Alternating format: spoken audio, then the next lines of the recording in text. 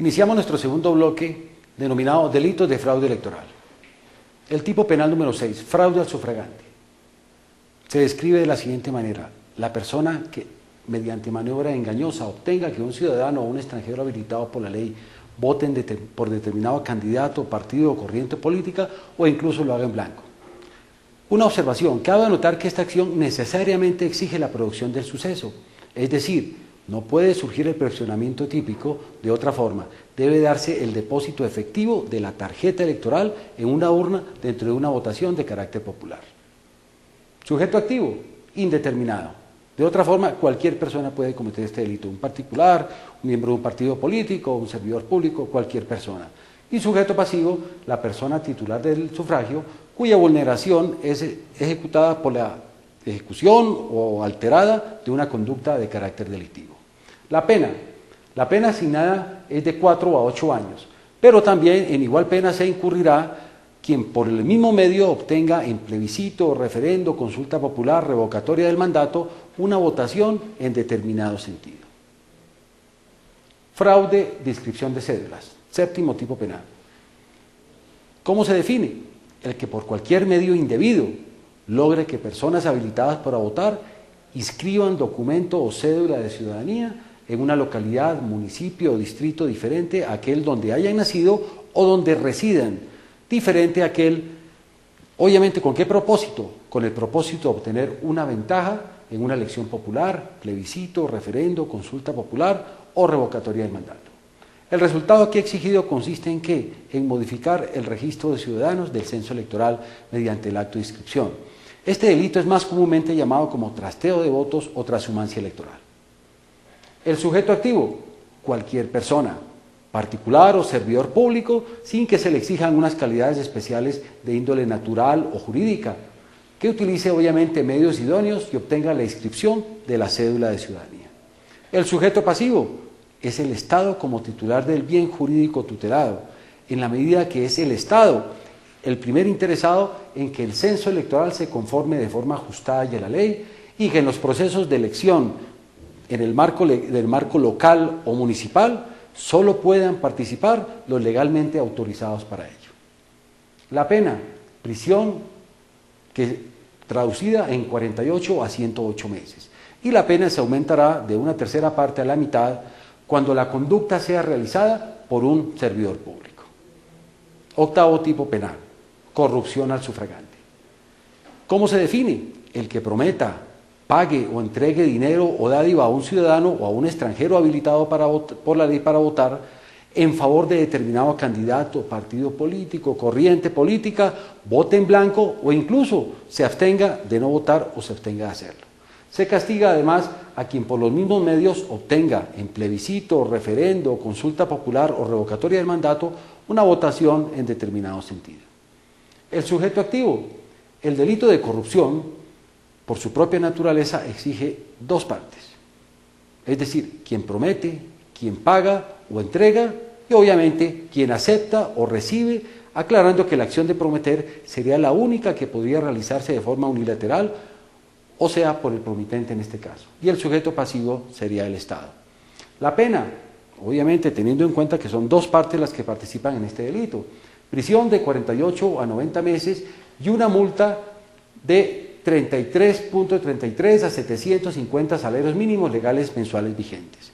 En igual pena se incurrirá a quien por los mismos medios obtenga en plebiscito, referendo, consulta popular o revocatoria del mandato una votación en determinado sentido. El sufragante que acepte la promesa, el dinero o la dádiva con los fines señalados en este artículo incurrirá en una prisión de 16 a 36 meses.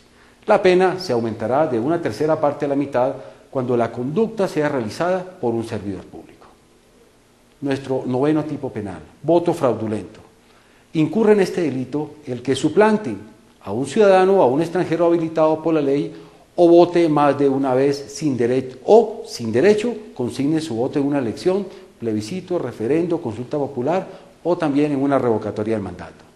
Este delito solo ocurre el día de las votaciones y está íntimamente ligado y subordinado al delito de favorecimiento al sufragante, que más adelante lo vamos a mirar, alguien que favorece que se dé este delito del voto fraudulento. Sujeto activo. En primera instancia es indeterminado para el caso de la suplantación. No se exige que la persona tenga algunas calidades especiales. Es decir, puede ser desarrollada por un individuo que tenga o no capacidad electoral, sin dejar de un lado que será agravado cuando sea cometido, como en otros tipos penales que ya hemos visto, por un servidor público. Por otro lado, y en el caso del voto múltiple, cuando una persona vota 2, 3, 4, 5 veces, ha de ser ejercido por un ciudadano elector. Y el sujeto pasivo, en el caso de la suplantación, el sujeto pasivo o la víctima será la persona titular del derecho que fue suplantada y que sufre los rigores de este comportamiento ilícito. Y en cuanto a la emisión del voto múltiple o ilegal, encontramos que el sujeto pasivo será el Estado como tal. La pena asignada será de 4 a 8 años, pero también, al igual que o de forma similar a otros tipos penales, en igual pena se incurrirá en este caso quien por el mismo medio obtenga en plebiscito, referendo, consulta popular o una revocatoria del mandato, votación en determinado sentido.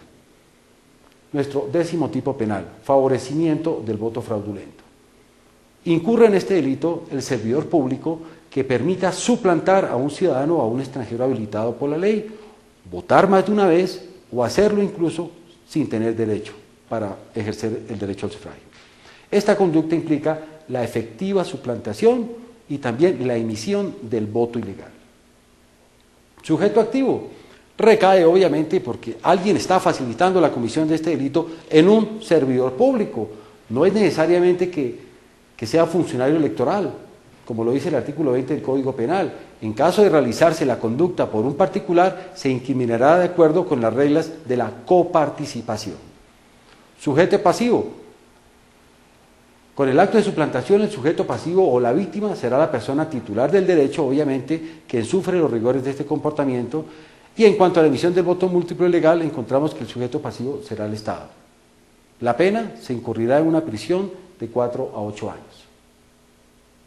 Nuestro último tipo penal, alteración de los resultados electorales, que se define de la siguiente manera: el que por medio distinto a los señalados en los otros artículos que hemos analizado, altere el resultado de una votación o introduzca documentos o tarjetones indebidamente donde deben reposar desde el punto de vista legal. Sujeto activo, puede incurrir cualquier persona, incluso un servidor público. Sujeto pasivo, el Estado también como titular del bien jurídico tutelado, en la medida que éste es el primer interesado en que los procesos de escrutinio, sobre todo, reflejen la objetiva y verdadera voluntad popular dadas en las votaciones. La pena, quien cometa este delito, se incurrirá en la prisión de 4 a 8 años, salvo que la conducta constituya un delito sancionado con una pena mayor. Y la pena se aumentará de una tercera parte a la mitad cuando la conducta sea realizada por un servidor público.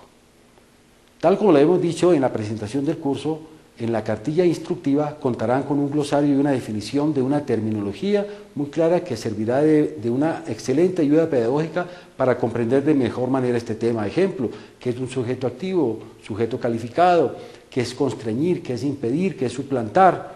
Una excelente ayuda que sugerimos sea leída a cabalidad. Y para terminar, el siguiente mensaje. La salvaguarda del sistema electoral y en consecuencia de sus instituciones democráticas se conservarán y fortalecerán en la medida que exista el irrestricto concurso y compromiso de todos los actores. ¿Para qué? Para educar, prevenir la ocurrencia de conductas que atenten contra los mecanismos de participación democrática y más concretamente el derecho al sufragio.